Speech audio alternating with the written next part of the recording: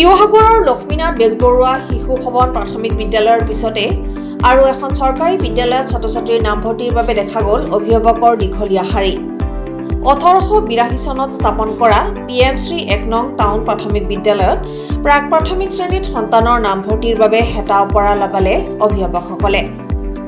বিদ্যালয়খনত ক শ্ৰেণীত আসন আছে 110খন। আজি নামভৰ্তিৰ বাবে প্ৰপত্ৰ মুকলি কৰি দিছে 120খন। এদিন আগৰে পৰা নামভৰ্তিৰ প্ৰপত্ৰ সংগ্ৰহৰ বাবে স্কুলৰ গেটৰ সন্মুখত অপেক্ষা কৰা দেখা গ'ল অভিভাৱকসকলক। বনফুল কবি যতীন্দ্ৰনাথ দুৱৰা, অসম সাহিত্য সভাৰ প্ৰাক্তন সভাপতি ডক্টৰ মহিদুল ইছলাম বৰা, প্ৰাক্তন শিক্ষামন্ত্ৰী শৰৎ বৰকটকী, বিধানসভাৰ প্ৰাক্তন অধ্যক্ষ প্ৰয়াত প্ৰণৱ গগৈ, প্ৰাক্তন মন্ত্ৰী অঞ্জন দত্তকে ধৰি বহু গণ্যমান্য ব্যক্তিয়ে স্কুলীয়া শিক্ষা পাৰ কৰিছিল এই বিদ্যালয়তে। বিদ্যালয়খনত বৰ্তমানেও মানসম্পন্ন শিক্ষাদান কৰা গুণ গৰিমা অটুট থকাৰ বাবেই নিজৰ সন্তানক নামভৰ্তি কৰাবলৈ হেতা ওপৰা লগাই অভিভাৱকসকলে। Bureau' chief, Sivasagar, Assam reports live. মই এখন স্কুলৰ শিক্ষাটো বহুত ভাল পালোঁ আৰু তাতে মই শিক্ষাগুৰুসকল বহুত ভাল পাইছোঁ আৰু তেওঁলোকৰ শ্ৰদ্ধাটো মানে শিশুসকলৰ কাৰণে বহুত ভাল আৰু তদুপৰি মই এখন স্কুলখন মানে বহুত আনন্দিত। মই মোৰ ছোৱালীজনীক যাতে আছামিজ মিডিয়ামৰ ভিতৰত মানে এইখন স্কুল মই বহুত ভাল পালোঁ। সেইটো কাৰণে মই মোৰ ছোৱালীজনীক মানে এখন স্কুলত নামভৰ্তি কৰিবলৈ দুদিনকৈ সঁপিছোঁ।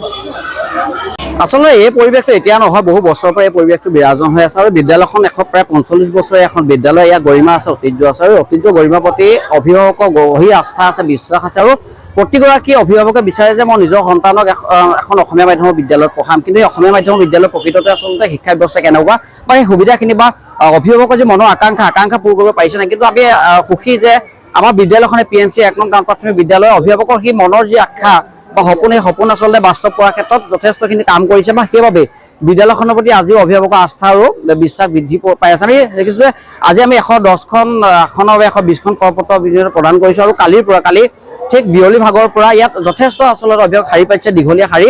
দিন ৰাতি একাকাৰ কৰি তেওঁলোকে এখন প্ৰপত্ৰ সংগ্ৰহৰ বাবে আচলতে কষ্ট কৰিছে। কিন্তু এই কষ্ট কিয় কৰিছে? নিজৰ সন্তানক এগৰাকী প্ৰকৃত আচলতে শিক্ষা ব্যৱস্থাৰে এগৰাকী নাগৰিক কৰাৰ যি হেঁপাহ আৰু অসমীয়া মাধ্যমৰ বিদ্যালয়ত পঢ়োৱাৰ যি দুৰন্ত হেঁপাহ, সেই হেঁপাহৰ বাবে বিদ্যালয়খনে এনেকুৱা ধৰণৰ পৰিৱেশ বিৰাজ কৰিছে আৰু বিদ্যালয়খনৰ শিক্ষা ব্যৱস্থা যথেষ্ট উন্নত। ইয়াৰ প্ৰতিগৰাকী শিক্ষকে ছাত্ৰ ছাত্ৰীক নিজৰ সন্তানৰ দিয়ে আচলতে শিক্ষা ব্যৱস্থা প্ৰদান কৰে। আধুনিক শিক্ষা ব্যৱস্থাৰ লগত ছাত্ৰ ছাত্ৰীসকল কেনেকৈ খাপ খাব পাৰে, কেনেকৈ ৰজিতা খুৱাই তেওঁলোক আগবাঢ়িব পাৰে, তাৰ প্ৰতি তেওঁলোকে বিশেষ দৃষ্টি ৰাখে আৰু লগতে আন্তঃগাঁথনি যথেষ্ট ইয়াত পোৱা যায়। বিভিন্ন খেলা ধূলা সুবিধা আছে, ইয়াত মিউজিক চিষ্টেম আচলতে মিউজিকৰ ক্লাছ কৰা হয়, বিভিন্ন ধৰণৰ অন্যান্য আচলতে শিক্ষা ক্ষেত্ৰতো তেওঁলোকক আগবঢ়া হয়। কিন্তু সমান্তৰালভাৱে এটা কথা ক'ব লাগিব, আমি শিক্ষা ব্যৱস্থা বিভাগৰ প্ৰতি এটা অনুৰোধ জনাইছোঁ আৰু বিদ্যালয়খনৰ আৰু কিছু কৰিবলগীয়া কাম আছে। বিদ্যালয়খনত যথেষ্টখিনি আন্তঃগাঁথনি আৰু অভাৱ আছে, সমস্যা আছে। এইখিনি যাতে তেওঁলোকে দূৰ কৰে আপোনালোকৰ মাধ্যমৰ যোগেদি আমি পুনৰবাৰ তেওঁলোকক দাবী উত্থাপন কৰিছোঁ। আমাৰ অভিভাৱকসকল আমি দেখিছোঁ, আমি আজি 24 তাৰিখৰ দিনটোৱে আমি প্ৰপত্ৰ দিম বুলি আমি ক শ্ৰেণীৰ ঘোষণা কৰিছিলোঁ। কিন্তু আমি দেখা গৈছে যোৱাকালি প্ৰায় 2-2:30 বজাৰ পৰা অভিভাৱকসকলে আমাৰ গেটৰ সন্মুখত শাৰী পাতিছেহি আৰু তেতিয়াৰ পৰা এতিয়ালৈকে প্ৰায় বহুত দীঘলীয়া এটা লাইন দেখিছোঁ। গণনা কৰি ক'বলৈ অকণমান অসুবিধা হ'ব। গতিকে আজি আমি ক শ্ৰেণীৰ প্ৰপত্ৰ দিয়াৰ 110খনৰ ব্যৱস্থা কৰিছোঁ, কাৰণ 110খন আসন আমাৰ আছে। সেই 110খন আমাৰ সীমিত আসন কৰিছোঁ কেলৈ? আমাৰ শ্ৰেণীকোঠাৰ সেইমতে অলপ কম হৈ আছে ছাত্ৰ ছাত্ৰী অনুপাতে। আমাৰ 516জন ছাত্ৰ ছাত্ৰী আছে বিদ্যালয়খনত বৰ্তমান।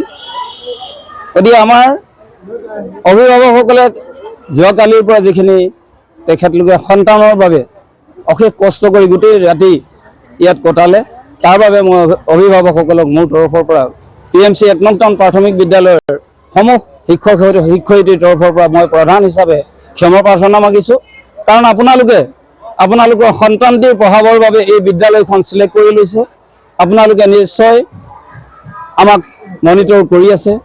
সেই অনুপাতে আপোনালোকৰ এইখন বিদ্যালয় নিশ্চয় বাছি লৈছে আপোনাৰ সন্তানটিক ইয়াত শিক্ষাদান দিবৰ বাবে।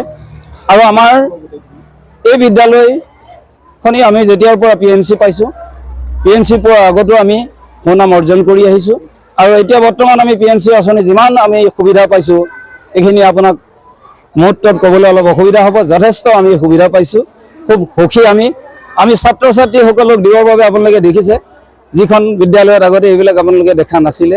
কিন্তু এতিয়া সেই ছাত্ৰ ছাত্ৰীসকলে খুব আনন্দ মনেৰে বিদ্যালয়লৈ আহে, খেলা ধূলা কৰে, বিভিন্ন সংগীত শিকে, আমাৰ সত্ৰীয়া নৃত্য আছে, টেবুল টেনিছৰ টিচাৰ আছে, আমাৰ মিউজিক টিচাৰ আছে, গীটাৰ, আমাৰ চেছৰ দবাৰ টিচাৰ আছে।